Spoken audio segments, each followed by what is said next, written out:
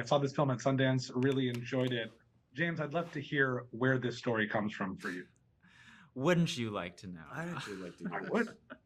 Yes. I have always been fascinated by twins. I think it was sort of emblematic of this perfect best friend that I wanted, because I was military bred and I moved around growing up, and I just felt like it would have fixed all the problems in my life. And then I dated an identical twin, and I took the tragedy of our breakup and made a movie about it.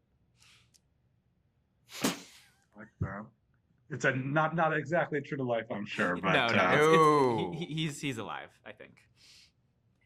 And Dylan, what was it like playing these two different characters? Do you feel like there are pieces of you in both of them? Yes, I do. Generally, that's the only way I can work anyway, is finding elements that I really do relate to or know so intimately myself.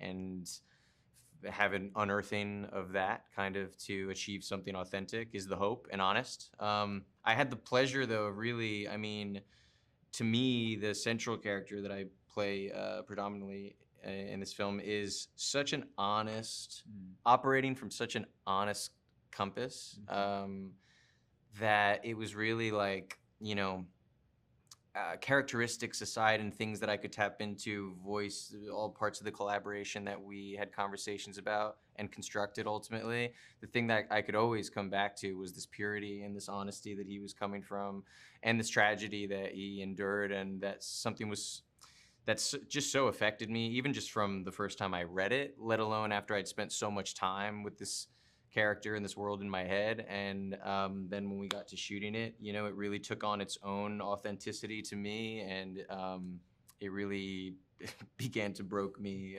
for real. Began to break me, you know, for real. So yeah, I mean, it was really just a pleasure to operate from such a strong foundation with the script, such colored in characters, and then go from there, honestly.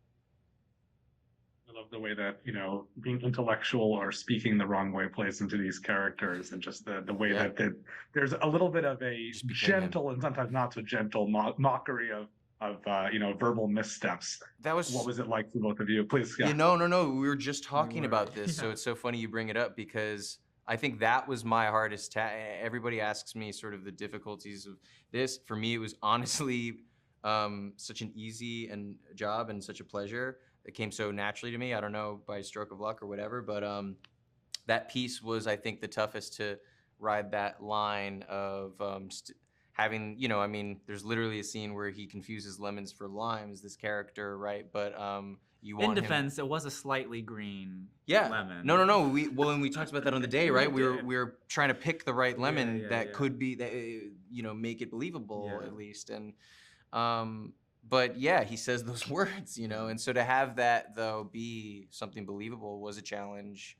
And I think that was the hardest piece for me, was to have that be, you know, come from an authentic place. But for me, I also feel like, we've talked about this, there are multiple forms of intelligence. And I even though we do play it up for humorous effect, I feel like you're always on Roman's side. I never feel like we're trying to make him like an ingrate, you know. He's just I never saw him as an unintelligent person. Yeah, exactly. I think if anything, that's sort of the tragedy of he kind of grew up feeling like the dumber brother, and I really think that's more self-imposed than anything. I think it's great. Really enjoyed it. Wish you guys plenty of luck with the film. Thank you so much. Cheers, dude. Thank you. Appreciate it.